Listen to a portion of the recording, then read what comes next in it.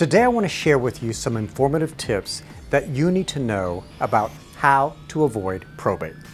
Wouldn't it be nice if someone handed you a list of everything that you need to know about avoiding probate? I get it. We both know that the Texas probate process can be complicated.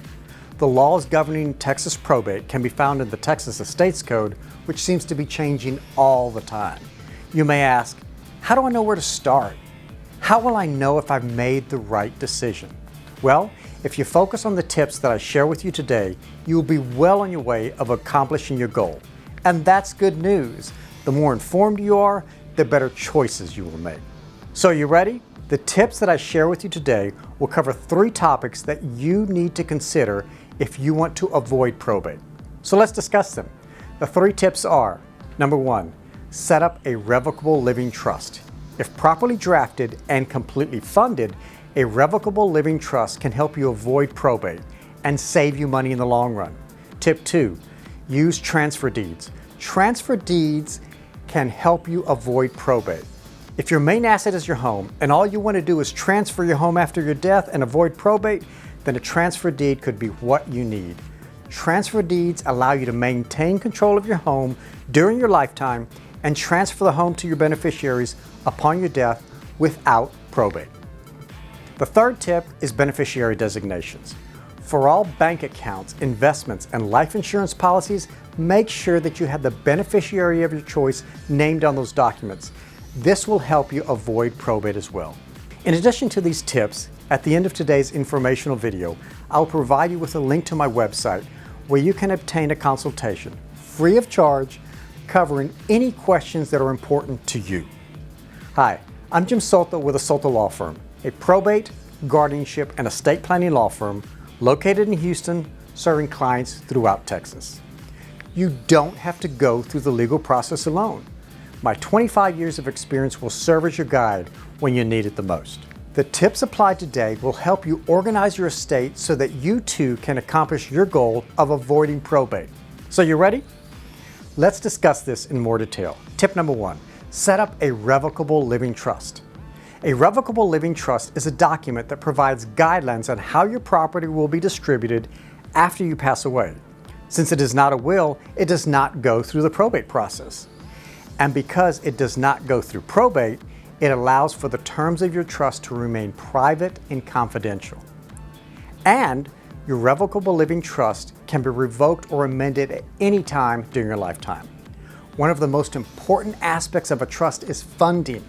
Funding a trust refers to taking the assets that are in your name and retitling them into the name of the trust. If your trust is not funded properly, then it offers you little value.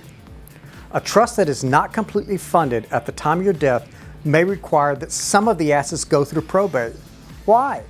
You may need to probate the will to capture the property that was never transferred into the trust, so that ensure that your trust has been properly drafted and completely funded. Once done, then you're well on your way to accomplishing your goal of avoiding probate. Okay, let's move to the second best tip on how to avoid probate: transfer deeds. Transfer deeds allow you to retain full control of your home and transfer it to the beneficiary of your choice upon your death without probate. Even after you sign your transfer deed, you can still sell or mortgage your home during your lifetime. And transfer deeds avoid the Medicaid Estate Recovery Program, and this may be of great importance to you. Okay, let's go to the next and final tip on how to avoid probate. The 3rd tip is beneficiary designations. Naming someone as a beneficiary on a specific asset, such as an IRA or a life insurance policy, generally avoids the probate process. Why? Because that specific asset directly goes to the beneficiary named without the need of probating the will.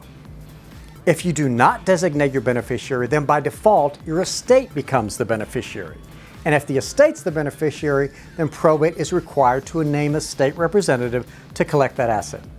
So moral of the story, take your time to inventory all of your property.